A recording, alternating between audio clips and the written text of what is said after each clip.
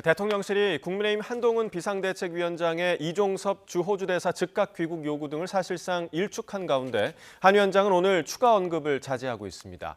당정 갈등이 재점화하는 것 아니냐는 관측이 나오고 있는 가운데 한 위원장의 후속 대응이 주목되는데요. 국회 취재기자 연결합니다. 임성재 기자.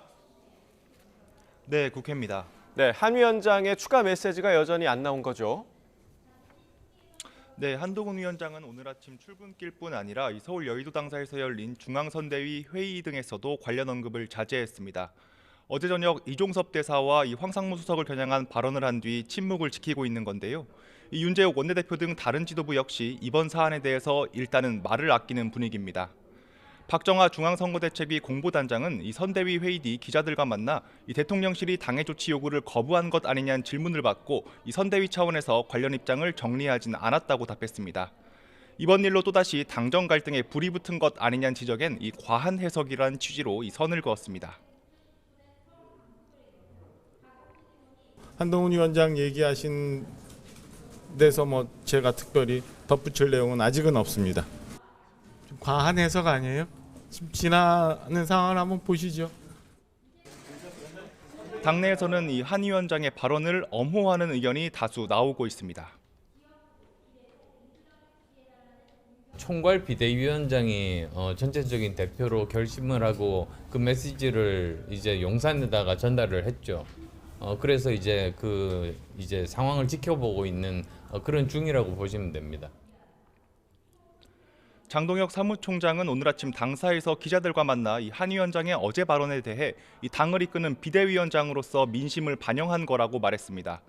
총선을 20여일 앞두고 민심을 최전선에서 느끼는 당의 위기감이 반영됐다는 건데요. 한 현역 의원 역시 YTN과 통화에서 이 대사와 황 수석에 대한 대통령실의 강경 기류가 선거를 힘들게 한다는 취지로 말했습니다. 하지만 대통령실이 당에 있다는 우려를 사실상 일축하는 입장을 내면서 당정 관계에 미칠 파장이 주목되고 있습니다. 네, 또 더불어민주당 역시 노무현 전 대통령 비하 논란에 휩싸인 양문석 후보 거취를 두고 개파 갈등이 고조되는 분위기죠. 네, 민주당도 양문석 후보에 대한 공천 취소 여부를 놓고 갈등 양상이 계속되고 있습니다.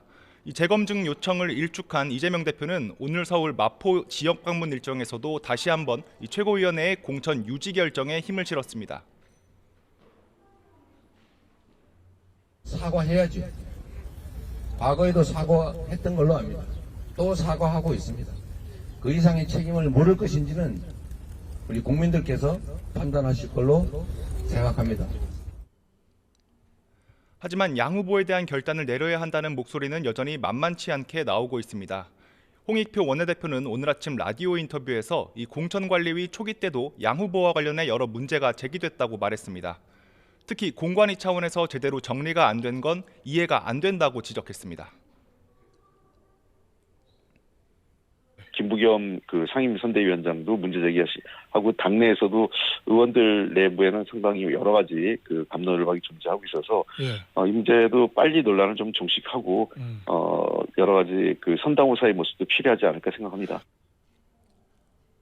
앞서 어제 양 후보를 만난 자리에서 결단을 촉구한 김부겸 상임 공동선대위원장은 오늘 아침 선대위 회의 뒤 기자들과 만나 입장 변화는 없다고 짧게 답했습니다. 거짓 사과 논란으로 공천이 취소된 서울 강북을에 대한 전략 경선을 두고도 뒷말이 계속 나오고 있습니다. 기존 경선 차점자인 박용진 의원과 조수진 노무현 재단 이사가 양자 경선을 치르는데 그 방식을 놓고 비판이 잇따르는 겁니다. 강북을 후보를 정하는데 전국 권리당원 70%, 강북을 권리당원 30%를 반영하는 건 적절치 않다는 의견인데요. 이른바 친명세가 강한 권리당원에다가 기존의 박 의원이 당내 현역 의원 하위평가자에 들면서 받게 되는 30% 감점도 있어서 사실상 답이 정해진 경선이다라는 지적도 나옵니다. 이를 두고 비명계에선 당권 경쟁자를 내치겠다는 것 아니냐는 주장이 나오면서 내홍의 불씨가 계속되는 분위기입니다.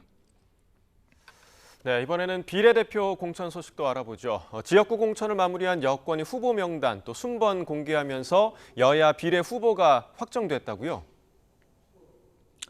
여당의 위성정당인 국민의미래는 오늘 오후 당사에서 비례대표 후보 35명의 명단과 순번을 발표했습니다.